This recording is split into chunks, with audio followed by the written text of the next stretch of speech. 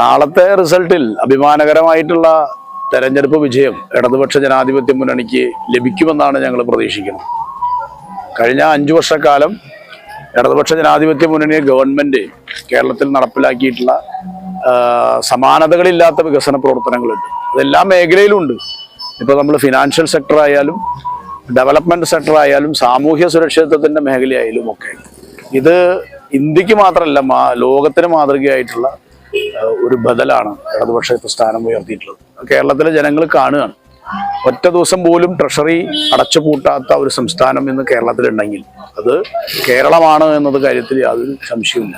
അത് അഭിമാനകരമായിട്ടുള്ള നേട്ടമാണ്.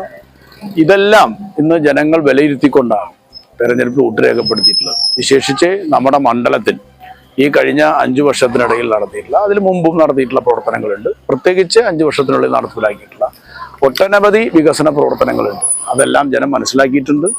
ഈ നാടിന്റെ മതനിരപേക്ഷ ഐക്യം നിലനിർത്താൻ, അതുപോലെ തന്നെ നാടിന്റെ ഈ വികസന പ്രവർത്തനങ്ങൾ മുന്നോട്ട് കൊണ്ടുപോകാൻ ജനം വളരെ ഉദ്ബുദ്ധരായിട്ടുള്ള ജനമാണ് നമ്മുടെ നാട്ടിലുള്ളത്. അവര് ഈ കാര്യങ്ങളെല്ലാം, പ്രബുദ്ധരായിട്ടുള്ള ജനം ഇതെല്ലാം പരിഗണിച്ചുകൊണ്ടാണ് വോട്ട് രേഖപ്പെടുത്തുക എന്നുള്ള കാര്യത്തിൽ യാതൊരു സംശയമില്ല. അതുകൊണ്ട് ഇടതുപക്ഷ ജനാധിപത്യ മുന്നണി വിജയിച്ച് കയറുമെന്ന് തന്നെയാണ് ഞങ്ങൾ പ്രതീക്ഷിക്കുന്നത്.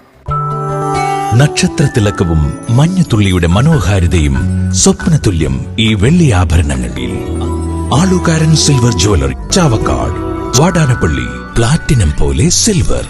ഗുരുവായൂർ മണ്ഡലത്തിലെ നാട്ടുവാർത്തകളുമായി സർക്കിൾ ലൈവ് ന്യൂസ്.